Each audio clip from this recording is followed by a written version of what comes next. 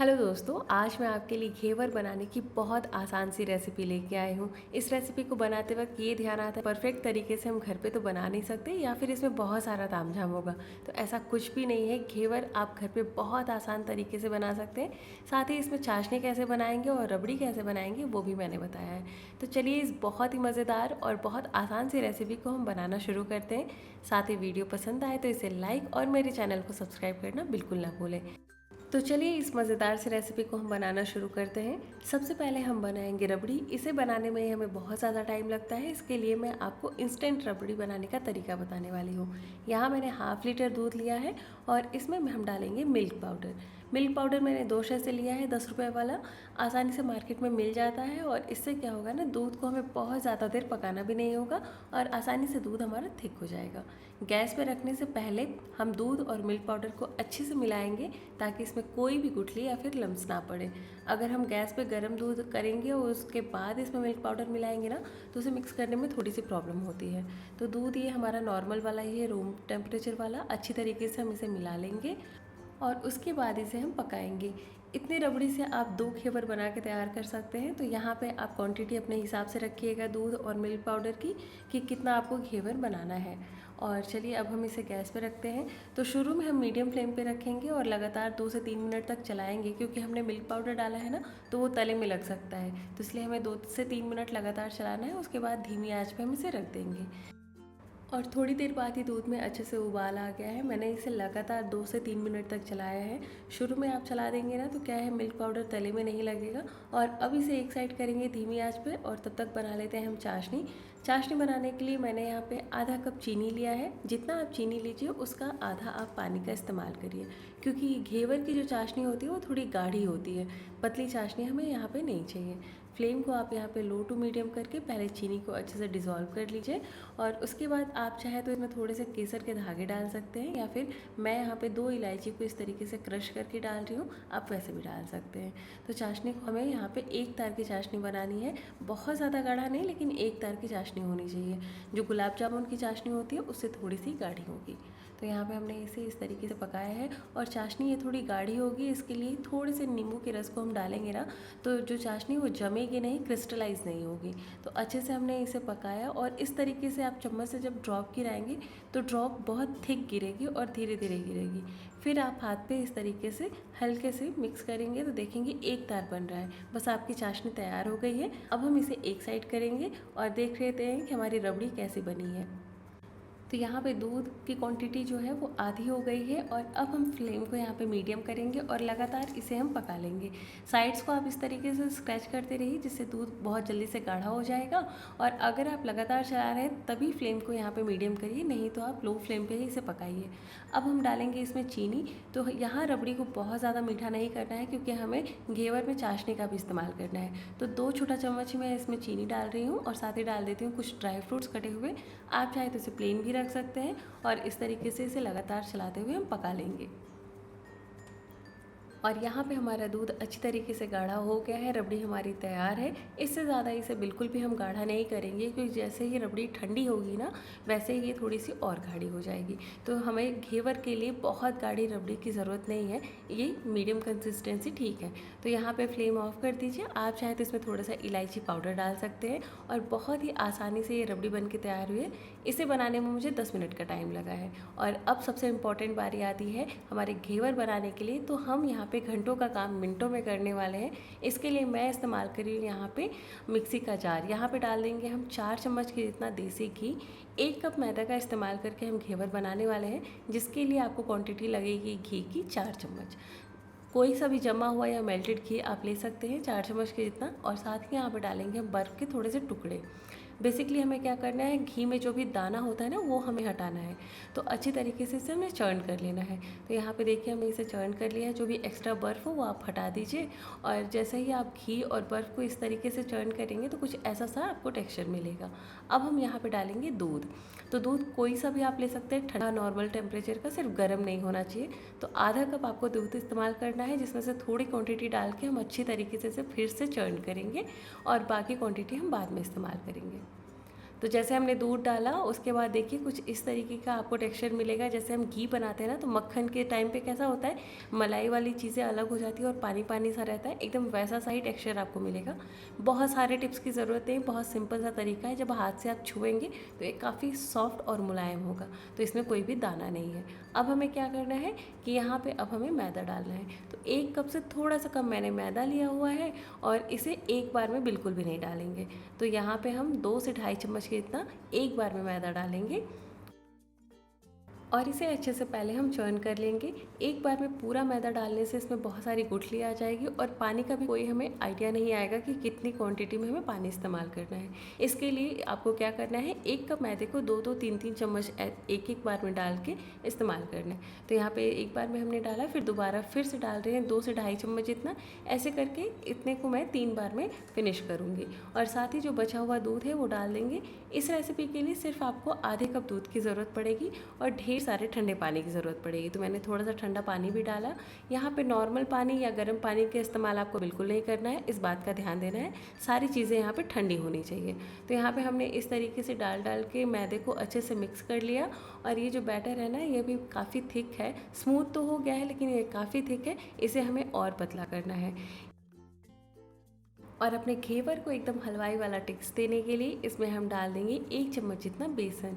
1 cup मैदे में आप 1 चम्मच बेसन का इस्तेमाल करिए। साथ ही डालेंगे इसमें थोड़ा सा ठंडा पानी और इसे अच्छी तरीके से हम चर्न कर लेंगे। इस पूरे प्रोसेस में आपको ठंडे पानी का इस्तेमाल करना है, इस बात का आप बहुत ख्याल रखिएगा, तभी हमारा जो घेवर है ना वो काफ़ी जालीदार बनेगा। तो सारा मैदा मैंने इसमें डाला, साथ ही बेसन डाला और अच्छी तरीके से इसे मैंने चर्न कर लिया। जो बचा हुआ ठंडा पानी था उसे हमने डाल दिया। अब मैं आपको यहाँ पे दिखाऊंगी कि घेवर के जो घोल की कंसिस्टेंसी है वो कैसी होनी चाहिए। तो यहाँ पे मैंने इसे चर्न कर लिया, अब मैं आपको दिखाती हूँ। तो देखिए ये काफ़ी पतला होना चाहिए एकदम। अगर गाढ़ा हमने घोल इस्तेमाल किया घेवर बनाने में तो बिल्कुल भी जाली नहीं बनेगी। तो इस बात का आपको ध्यान रखना है कि घोल आपको पतला रखना है। साथ ही एक बड़े बर्तन में आप बर्फ़ और थोड़ा सा पानी ले लीजिए और एक छोटा सा बोल ले लीजिए जिसको आप उस बड़े बर्तन में रख सकते हो और उसके बाद जो घोल है उसको डालेंगे।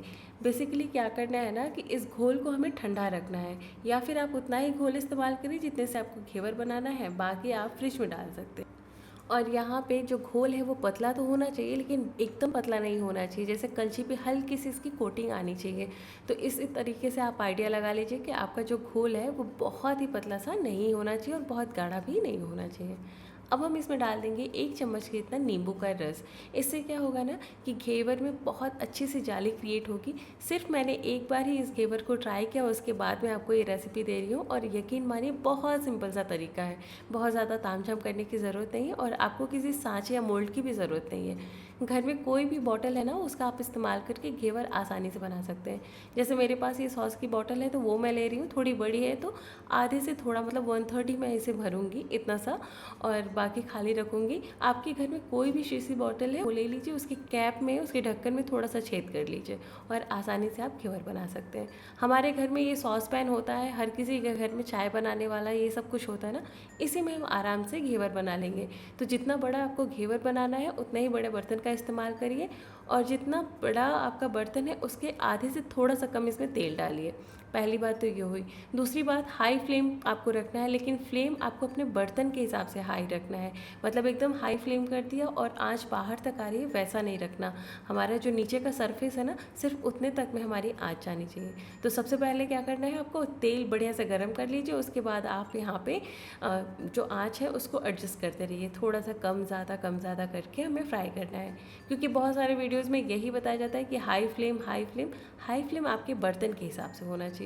ये आपको बहुत ही इंपॉर्टेंट टिप्स है जो मैं आपको देना चाहूँगी ताकि आपके जो घेवर है वो आप परफेक्ट तरीके से बन सके। तो यहाँ पे तेल हमारा बहुत बढ़िया गर्म है। सबसे पहले इसे हम चेक करेंगे, तो थोड़ा सा ड्रॉप डाल के देखते हैं। ये देखिए काफ़ी बढ़िया से एकदम धुआं निकलता हुआ तेल है। हमें ऐसा ही तेल चाहिए घेवर को फ्राई करने के लिए। और सबसे पहले क्या करना है कि कुछ ड्रॉप्स डालने हैं, फिर जैसे बबल शांत होगा फिर दोबारा आपको डालना है। इस तरीके से आपको यही प्रोसेस तब तक रिपीट करना है जब तक कि बॉटल का जो घोल है वो ख़त्म नहीं हो जाता। और बॉटल के जो घोल है उसको सेंटर में डालने के लिए ट्राई करिए और थोड़ा डिस्टेंस से डालिए। ज़्यादा पास से डालेंगे तो बढ़िया सी जाली क्रिएट नहीं हो पाएगी। जैसे ही बबल शांत होंगे फिर दोबारा डालेंगे, ये प्रोसेस करना है। और थोड़ी सी मोटी अगर आपको घेवर चाहिए तो पूरा बॉटल डाल दीजिए, या फिर थोड़ा पतला चाहिए तो हाफ से थोड़ा सा ज़्यादा आप इसमें डालेंगे तो थोड़ी पतली आपको घेवर बन के तैयार होगी। तो डिपेंड करता है कि आपको कैसा चाहिए। और यहाँ पे देखिए काफ़ी सेफ़ हो के आपको यहाँ पे फ्राई करना है, क्योंकि जो तेल है वो ऊपर तक आ रहा है। और जैसे ही किनारे ज़्यादा ब्राउन लगने लगे तो थोड़े आंच को कम कर दीजिए। उसके बाद फिर आपको फ्लेम को यहाँ पे अपने हिसाब से एडजस्ट करिए। ज़रूरी नहीं कि पूरे टाइम आपको हाई फ्लेम ही रखना है। बीच में इस तरीके से जो गोल राउंड होता है ना शेप, वो बनाने के लिए चाकू का इस्तेमाल कर सकते हैं, या फिर आपके घर में बेलन है वो इस्तेमाल कर सकते हैं। जैसे ही घेवर फ्राई हो जाएगा इसके साइड्स आसानी से अपने आप ही छूटने लगेंगे। तो बस चाकू से आपको क्या करना है, हल्के हल्के इस तरीके से करना है और घेवर को हल्के हाथों से नीचे ड्रॉप कर देना है ताकि अच्छी तरीके से फ्राई हो। इसे निकालते वक्त ही ध्यान रखना है कि बहुत सावधानी से निकालना है ताकि ये टूटे ना, क्योंकि बहुत डेलिकेट होते हैं और अभी गर्म है तो टूटने के चांसेस ज़्यादा रहते हैं। तो देखिए एकदम बढ़िया से हमारा जो घेवर है उसका कलर बहुत प्यारा आया है, अच्छे से फ्राई हो गया है और काफ़ी बढ़िया सी जाली भी क्रिएट हुई है। इसके लिए कोई भी आप एक छन्नी ले सकते हैं, कोई स्ट्रेनर ले सकते हैं जिसमें आप इस घेवर को रखें ताकि जो एक्स्ट्रा तेल है ना वो आराम से निकल जाए छन्नी के थ्रू किसी भी प्लेट में। और ये लीजिए हमारा बहुत ही आसान सा जो घेवर है वो बन के तैयार हो गया है। काफ़ी बढ़िया जाली क्रिएट भी हुई है और कलर भी बहुत बढ़िया आया है, बहुत प्यारा आया है। इसी तरीके से हम सारे घेवर को बना के तैयार कर लेंगे। तो लीजिए यहाँ पे मैंने उतने घोल से टोटल 5 घेवर बना के तैयार किए हैं और बहुत ही आसान से रेसिपी मैंने आपसे शेयर की है। बहुत बढ़िया तरीके से घेवर बन जाता है घर पे बिना किसी मोल्ड के, और कलर बहुत अच्छा है, काफ़ी अच्छी सी जाली बन के तैयार हुई है।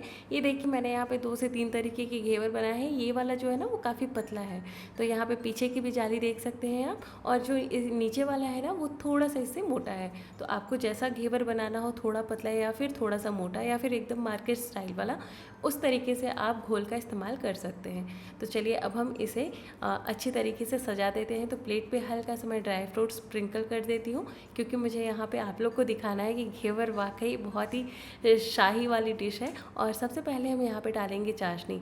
चाशनी और रबड़ी दोनों एकदम अच्छे तरीके से ठंडा होना चाहिए। अगर लग रहा है आपको कि चाशनी थोड़ी ज़्यादा जम गई है तो 1-2 चम्मच जितना पानी डाल के उसे हल्का सा पहले गर्म कर लीजिए, और उसके बाद जैसे ही वो ठंडा हो जाए उसके बाद इस पर डालेंगे। गर्मा गर्म डालेंगे ना तो घेवर हमारा बहुत जल्दी सॉफ्ट हो जाएगा और काफ़ी चांसेस हो जाएंगे कि घेवर टूट जाएगा। इसलिए ये सारी चीज़ें हमें ठंडी ही रखनी है।